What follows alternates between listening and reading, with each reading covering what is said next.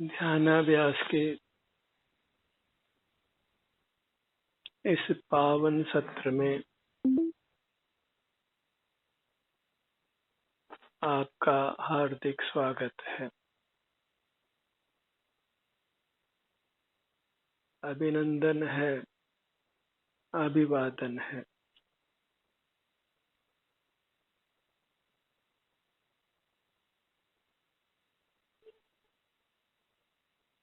ध्यानाभ्यास के लिए कृपया अपने नेत्रों को बंद कर लीजिए।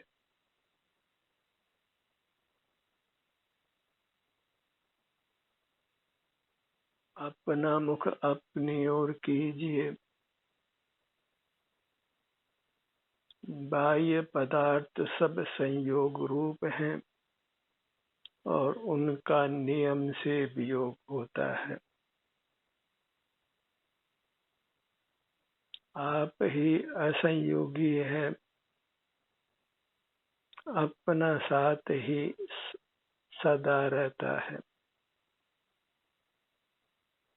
आप ही विश्वसनीय हैं। अपना विश्वास करके अपने सन्मुख रहिए।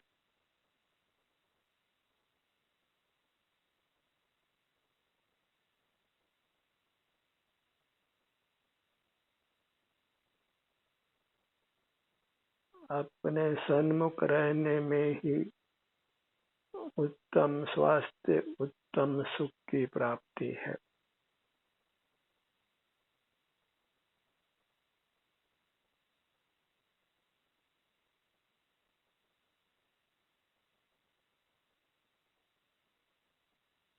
जीव विश्व का एक सर्वोत्तम पदार्थ है।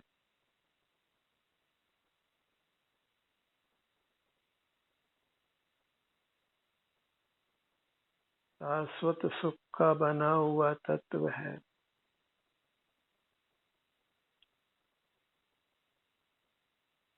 आलंबन किए जाने पर सर्व दुखों से हमको दूर रखता है और उत्तम सुख का अनुभव कराता है।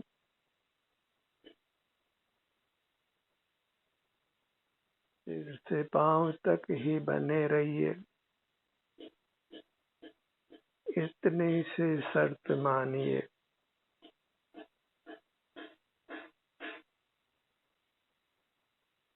और सदा सुख से रहिए।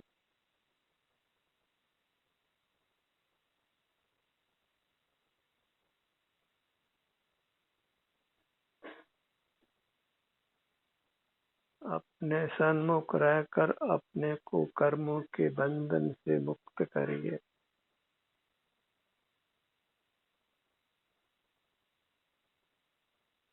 दुख किसी को प्रिय नहीं है, इसलिए दुख के कारण बहिर्मुखता को छोड़िए।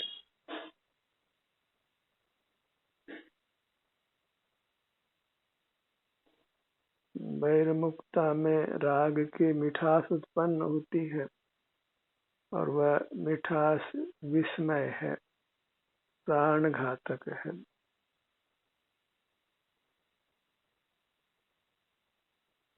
उस मिठास के प्रलोभन में नहीं आना है और अपने सन्मुख रहकर वीतराग रहना है। बाहर की सर्व उपलब्धियां ही निस्सार हैं, जोखिमों से भरी हुई है और अपनी उपलब्धि में किंचित भी जोखिम नहीं है।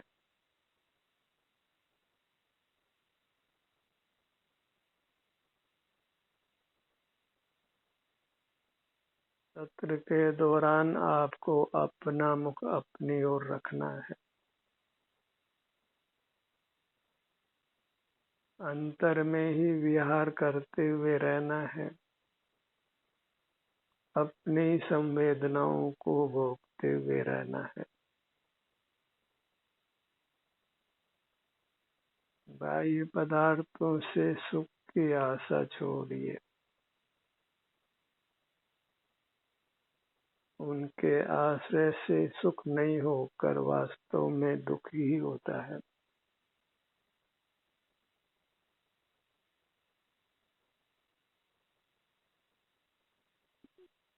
सारे जगत के पदार्थों के ज्ञान से अपने को रहित रखिए।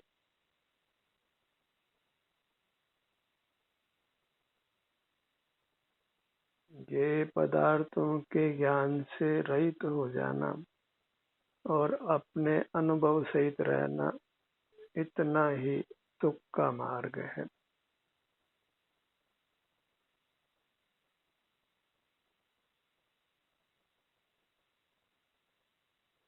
अपने विस्तार को पहचानिए।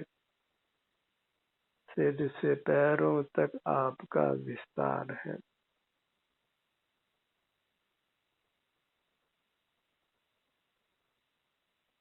और यह विस्तार ही सुखमय है। यही अमृत रूप है। बाहर में कोई मूर्त पदार्थ अमृत नहीं है।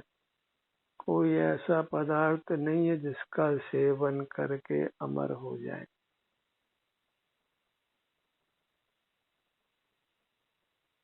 जो हमें अमर करे उसको अमृत कहते हैं। और ये अपनी मूर्त ही अमृत है, क्योंकि इसका सेवन करके जीव अमर हो जाता है। अपनी जितनी महिमा ली जाए उतनी कम है, क्योंकि आप महिमातीत हैं। हमारी महिमा का वर्णन वचनों से होना संभव नहीं है।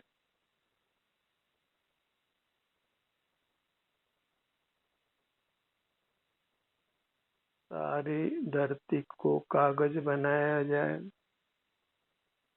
और उस पर अपनी महिमा लिखी जाए छोटे छोटे अक्षरों में, तो भी हमारी महिमा का अनंतवां भाग भी लिखा नहीं जा सकता है। हमारी महिमा केवल अनुभव रूप है। उसका मात्र अनुभव किया जा सकता है,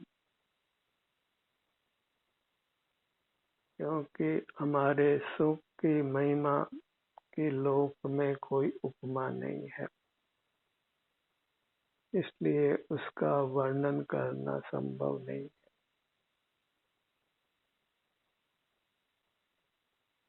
अपने ध्यान को अपने सिर के भाग पर लाइए।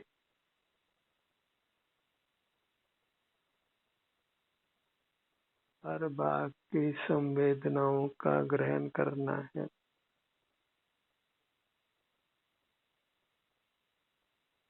अपनी पगतलियों पर आइए।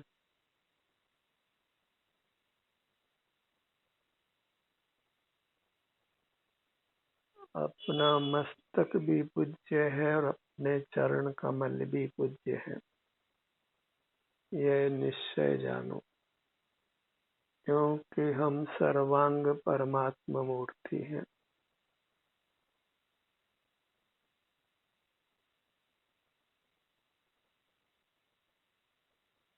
अपने मध्य भाग में आइए।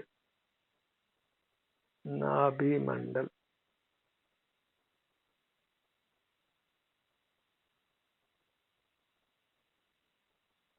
नाभि मंडल को मध्य भाग मानिए, मध्य लोक मानिए। उसके ऊपर के भाग को ऊर्ध्वलोक मानिए और नाभि मंडल से नीचे के भाग को अधोलोक मानिए। इस प्रकार हमारी मूर्त तीन लोक स्वरूप है और इसका विस्तार हो, संकोच नहीं हो और समग्र लोक में इसको फैलाया जाए तो हमारी मूर्त पूरे लोक में बराबर फैल जाती है।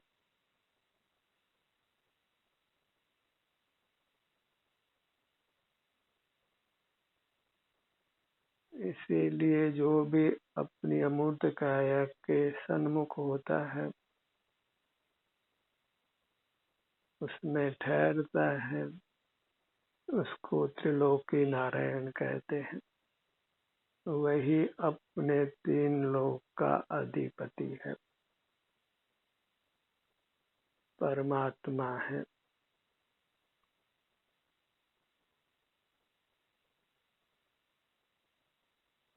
जो चिदपिंडे सो ब्रह्मांडे, जितना चिदपिंड का विस्तार है उतना ही ब्रह्मांड का विस्तार है। इस प्रकार हम क्षेत्र से महान हैं।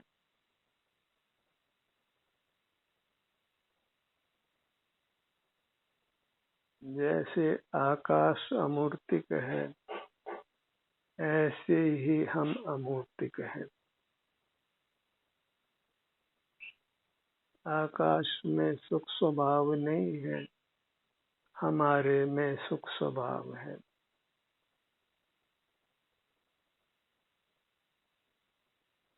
नाभि से ऊपर के भाग को अनुभव में लीजिए, वेदन में लीजिए,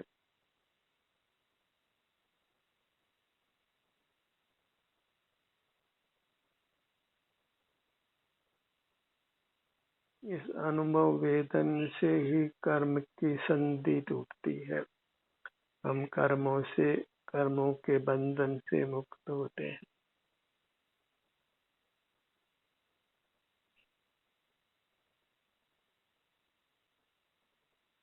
नाभि के बाएं दाएं अपने ध्यान को फैलाइए। बाईं कमर से दाईं कमर तक,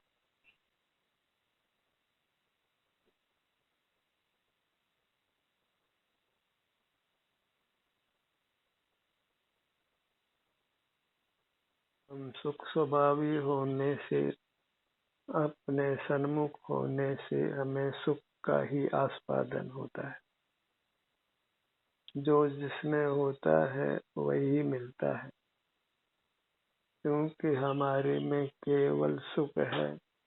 इसलिए अपने सन्मुख होने से केवल सुख ही मिलता है, दुख नहीं मिलता है।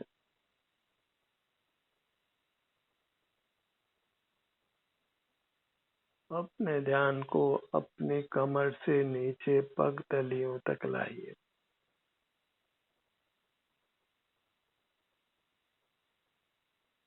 अपने चरण कमल ही अपने द्वारा पूज्य हैं।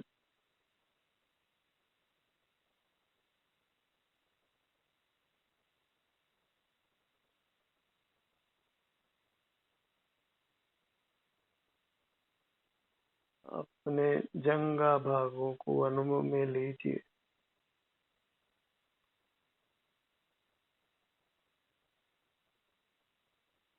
सूक्ष्म से सूक्ष्म संवेदनाओं को भी अनुभव में लीजिए। अपने दोनों घुटनों का भाग,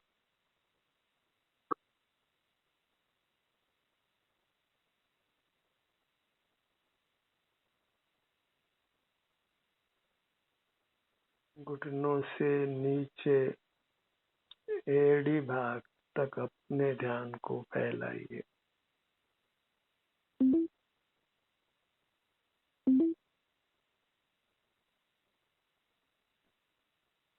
हम स्पर्श रस गंध और वर्ण से रहित हैं, शब्द से भी रहित हैं, एक सुख रूप हैं।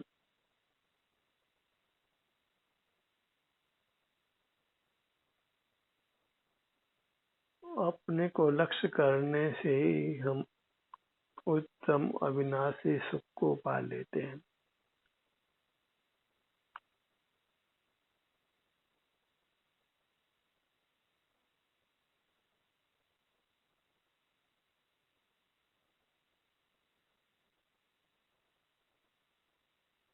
अपने पूरे पैरों को लक्ष्य में लीजिए, जंघा भाग से अंगुलियों तक, दोनों घुटनों का भाग,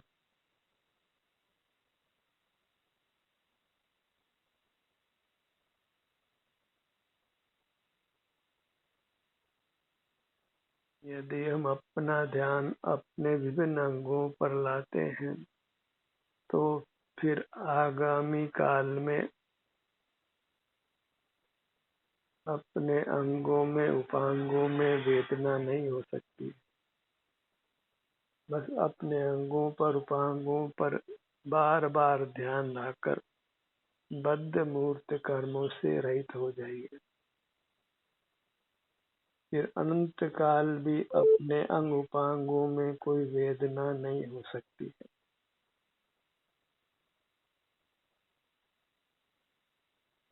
क्योंकि हम नहीं चाहते कि अपने किसी भी अंग उपांग में कोई वेदना हो,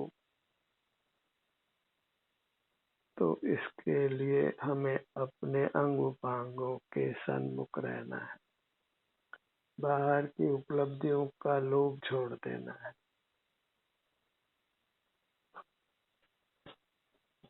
बाहर की तुच्छ उपलब्धियों में ही हम अपनी उपलब्धि को खो देते हैं, अपने को ही खो देते हैं और फिर हैरान रहते हैं। अपने घुटनों से टखनों तक आइए,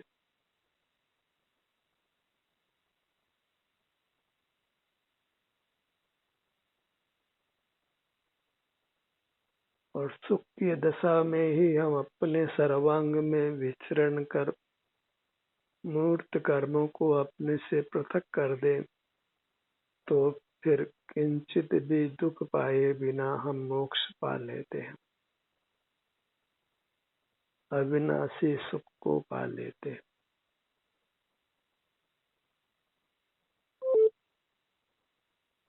अपने में आकर ठहर जाइए,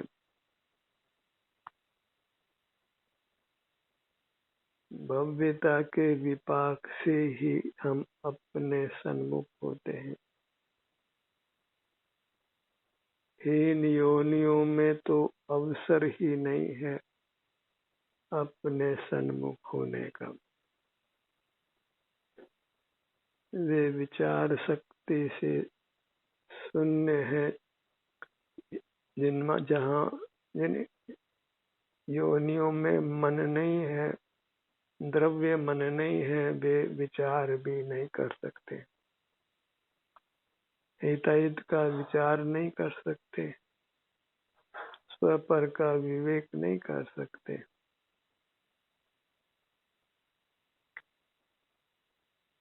संगी पंचेंद्रिय ही अपने हित अहित का विचार कर सकते हैं और अंतर्मुखता रूपी इस मोक्ष मार्ग तक पहुंच सकते हैं।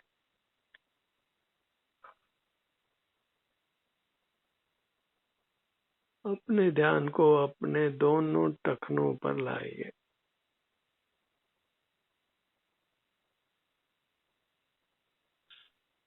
अपने चरण युगल पर आइए,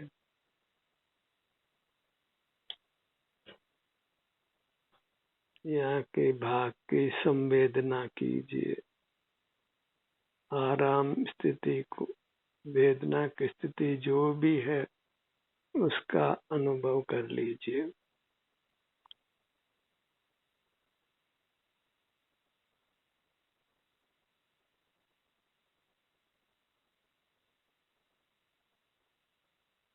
एड़ी से अंगुलियों तक के भाग को, पगतली को अनुभव में लीजिए।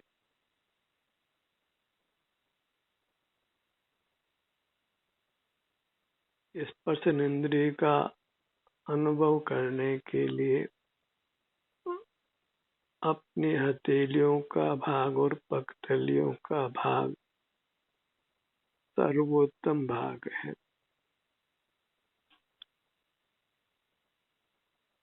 स्पर्शन इंद्रिय के जय के लिए अपनी पगतलियों में जो भी संवेदना है, सुख दुख की अवस्था है, उसको अनुभव में लीजिए।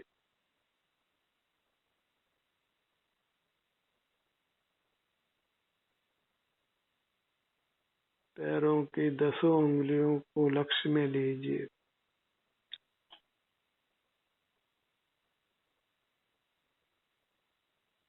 वह दिन ही अच्छा होगा जब हमारा ध्यान अपने पर ही पूरी तरह ठहर जाएगा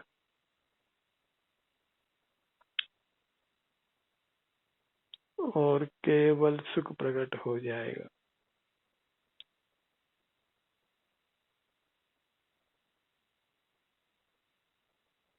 पाँव की 10 उंगलियों को लक्ष्य में लीजिए। उंगलियों का अग्रभाग जिसके परे हम नहीं हैं।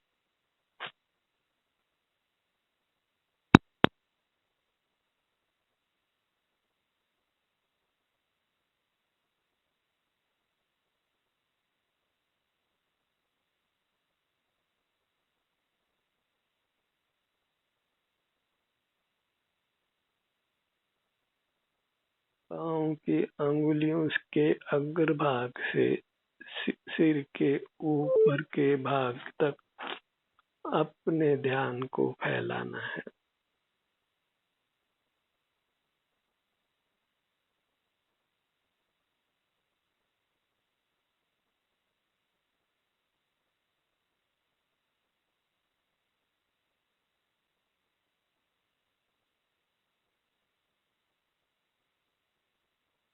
बहिर्मुख की दशा प्रमाद की दशा है और अंतर्मुख दशा पुरुषार्थ की दशा है और पुरुषार्थ से ही मोक्ष की प्राप्ति होती है।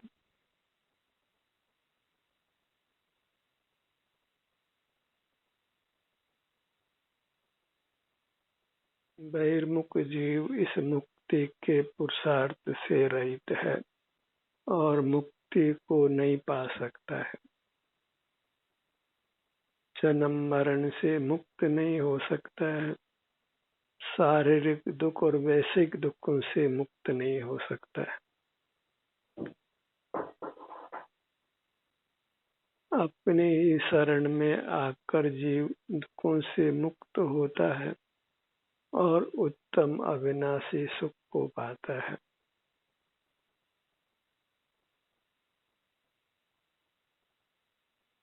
आपको आपकी ही शरण है, अन्यथा शरणम नास्ति। अन्य की शरण नहीं है। परमात्मा की भी शरण नहीं है। परमात्मा तो हमारे ज्ञान गोचर होते नहीं हैं और हम भी उनके द्वारा नहीं जाने जाते हैं, क्योंकि वे अपने सुख के अनुभव में ही सदा लीन रहते हैं।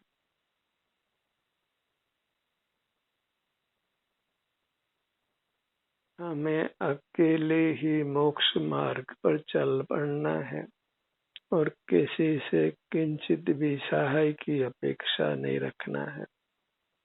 और ये मोक्ष मार्ग बिना किसी की सहायता के ही तय होता है।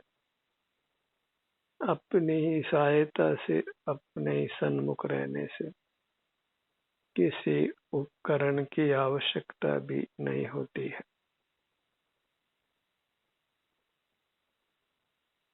अनुभव के समय किसी पर पदार्थ का ग्रहण नहीं है, अपना ही ग्रहण है।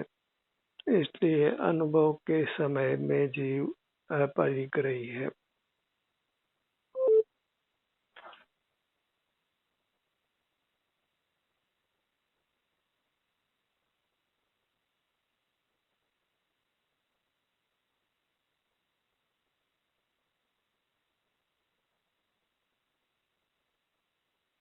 अपनी ही प्रेरणा से, अपने ही सुझाव से मोक्ष की कामना की पूर्ति के लिए अपने सन्मुख रहना है। इसमें हम अपना ही उपकार करते हैं, अपने को ही दुखों से बचाते हैं, अपने को सुख में स्थापित करते हैं और सब जीव स्वयं ही अपने को दुखों से मुक्त कर सकते हैं, अपने को सुख सहित कर सकते हैं। एक जीव दूसरे जीव के मोक्ष मार्ग को नहीं साध सकता है और बिना मोक्ष मार्ग में आए किसी का हित नहीं हो सकता है। इसलिए वास्तव में एक जीव दूसरे जीव का उपकार नहीं कर सकता है और अपकार भी नहीं कर सकता है। जो अपने सन्मुख हो जाते हैं उनका कोई भी जीव अहित नहीं कर सकता है। सारा ब्रह्मांड मिलकर भी उस जीव को किंचित भी दुखी नहीं कर सकता है।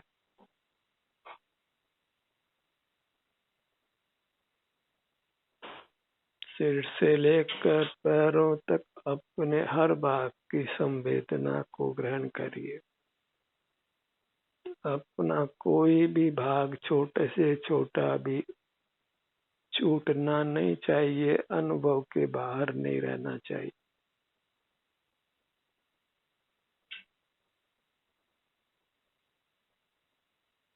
इसलिए बड़ी तसल्ली से, बड़े धैर्य से अपना ग्रहण करिए।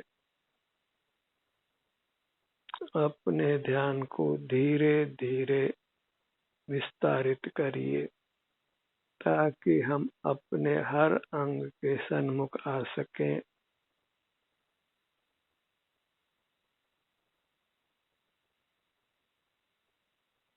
हमारा छोटे से छोटा हिस्सा भी हमें बहुत पीड़ा दे सकता है।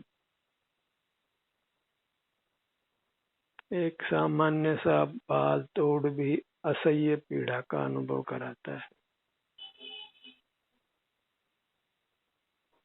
छोटे से भाग में हुआ कैंसर भी बहुत पीड़ा देकर प्राण ले लेता है। इसलिए अपने किसी भी भाग की उपेक्षा मत करिए।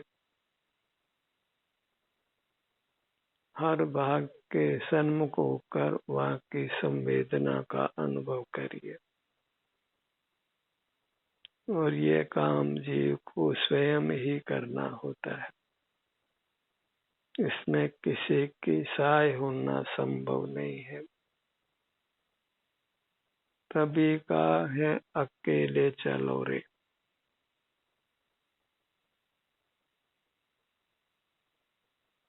अंतर्मुख होकर चलना होता है तो फिर बाहर के संग का कोई मतलब नहीं है।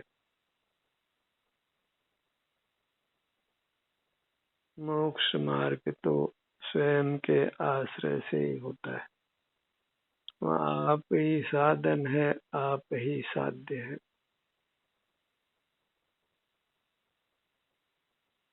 और उसका फल आपको ही मिलता है। उस फल को हम किसी से बांट भी नहीं सकते हैं।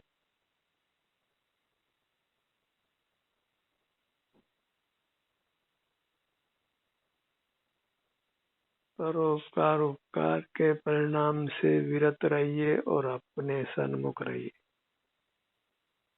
ध्यान का ये सत्र यही समाप्त होता है। आपकी सहभागिता के लिए धन्यवाद।